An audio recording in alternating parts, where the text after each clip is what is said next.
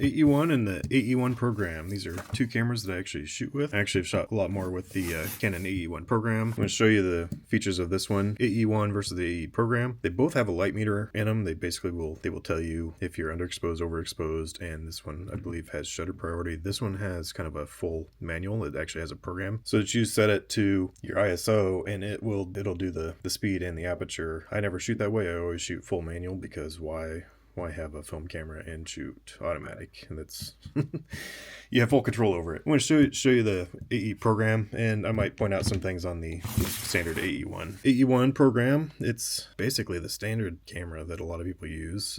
I know there's some other cameras that are very similar to this that a lot of people like to use, but I like the Canons. I've always stuck with the Canons. It uses an FD mount lens. So if you ever come across any lenses that are FD mount, that's what lenses go on this. I actually came across this lens in a thrift store. I was actually wanting this lens, this very specific lens, because it's an f1.4. The standard one is a 1.8, I believe. So as you can see, there's a lot more glass in this one, so you can shoot a lot more wide open and get that nice little depth of field. It also makes it really tricky during the bright summer times with the bright sunlight. You definitely need an ND filter to be able to use this, because a lot of times this lens will overpower any shutter speed. The camera won't shoot fast enough to be able to capture the correct exposure. I've actually got looks like I've got 200 ISO black and white in this, so I won't be opening this up. So just kind of go over some of the standard features of this. This has got the aperture on the lens itself. You know, like I said, it goes from 1.4 to 16, fairly standard for these lenses. You get your focus on the lens itself too. It's super smooth. Really like this lens. For this one, the lens kind of clicks in. There's a couple different versions of these lenses that will actually mount to the same cameras. I'll show you on the other camera. So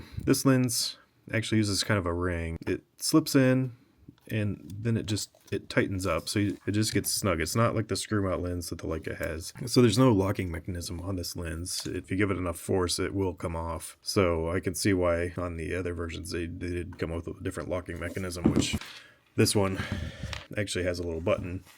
You have to push the button to be able to take it off. So like without pushing the button, that lens isn't coming off. I push the button and it, So the older versions, had this ring on it that just kind of snugly tightens it down.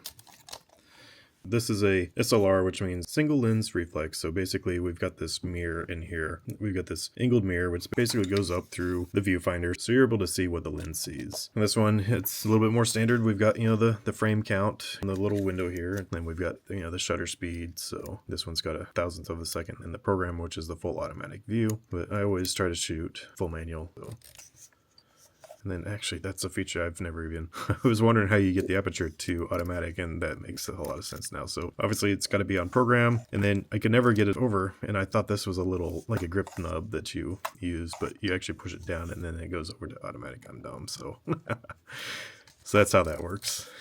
Again, I've never used that, so that's why I was kind of dumb to it. So in this tiny little window here, this is probably missed by a lot of people, but this is your ISO. This is how you set your ISO, so the program actually knows what it's doing. We have to hold this button down, and then there's a little lever up front here, and I'm able to spin it to what I need. I'm shooting 200, so that stays on 200. This camera does actually have a battery. Some people might not even realize that it actually has a battery, but this is where the battery is. You take that little piece off, and then we've got this little lever right there. You've got your little hidden battery in there. So if you ever find one of these cameras and you can't get it to fire, that is the culprit right there. It's primarily the culprit. I actually did have to replace the shutter release by taking this bottom plate off once. That piece went bad. Always check the battery. I actually picked up a Canon AE-1, just the standard one, at a flea market this year, and all I needed was a new battery. Then I got the camera for $20. Difference: the standard AE-1 doesn't have this plate.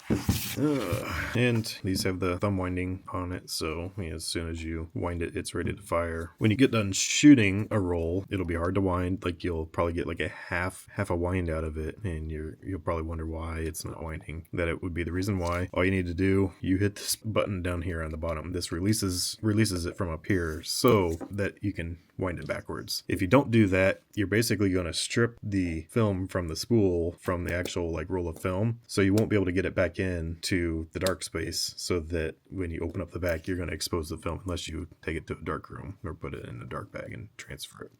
That was the first time I was using this camera again. I accidentally did that, so I had no way to get the film back into this canister. So I actually took the camera into Roberts here in Indianapolis, and they took it into their little dark room or dark bag or whatever they did, and they transferred the film in. Make sure you hit this button to do that. This little thing down here, I used to think that was probably where the battery was. This is not. This is if you add like a automatic rewinding mechanism to the bottom of that. So those are the basic features of this camera. I actually do not know what this button up here does. And I know that I just need to set it on A. If you know, I'm going to look it up. I just am too lazy right now to find it. Leave a thing in the comments to let people know what the L and the S are, and then also what this button up here does. Because on the standard AE-1, this has got the same button there. It's got this little lever here. You know, the A, there's an A and an L, and then the S. So I've never used that.